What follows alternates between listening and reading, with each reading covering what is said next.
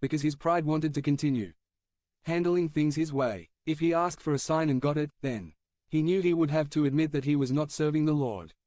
Sometimes, we ask God for a sign, but we don't want to accept the changes that are required of us when the sign comes. 736. Then Isaiah said, I am going to give you a sign, so that when it happens, everyone will know that God was the one who brought about the deliverance. Isaiah told him that a virgin will have a son, who will be called Emmanuel, and by the time the child is 2 years old, the nations attacking Israel would be destroyed. When the people heard about Isaiah's prophecy, they no doubt hoped and probably prayed that this child Emmanuel would be conceived and come to them quickly so that they would be granted deliverance. The second time we see the name Emmanuel appear is in the Gospel of Matthew. We are introduced to Joseph. Joseph was called a righteous man. He was waiting for her upcoming marriage ending from him.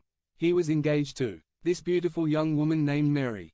They had had their official engagement with their parents by exchanging a dowry and gifts. Now they were in that year-long waiting period between the engagement and the final wedding banquet. The couple lived apart for a year, ensuring that the father fathered any children born into the marriage. This stage of the process was one of those compromises where they would have to obtain a legal divorce as a couple to go their separate ways. Mary had come to Joseph with good news and bad news. The good news is that God had sent her an angel to let her know that she would be giving birth to the Son of God who would save her people from their sin. The bad news is that they didn't have much time to prepare for everything, because she was already pregnant with the Holy Spirit. How many of you think Joseph might be thinking, there is worse bad news than they didn't have much time to prepare for the child? Note that Mary has been out of town for 3 months visiting her Aunt Elizabeth. What would you do if your fiancé left town unpregnant and came back pregnant? Do you know that you two haven't been close to having sex, and the only name she will give you is the Holy Spirit? As he is convinced that Mary's story is not true and that she has betrayed him, Joseph's life takes a nosedive. What should he do? This child that came into his life was an absolute disappointment. It's amazing what God can do with our disappointments if we don't give up hope and remain faithful. Joseph could have let his anger determine his next move, but he didn't. He really wanted to do the right thing. When it comes down to it, Joseph only has 3 options. 1. He may publicly humiliate Mary for what he perceives as his immorality of her. This choice could lead to her death under the law, because he would be guilty of adultery. Jude 22:13-21. 2. He can divorce her quietly and simply walk away from her, leaving her to raise the girl in shame and poverty. 737.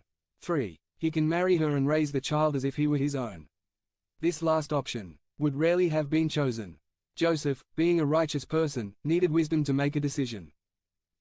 Unfortunately, he made a compassionate decision, but it wasn't the best decision. Joseph decided to divorce Mary quietly without making any accusations, but it meant that he would have to take on some of the financial responsibility of raising this child.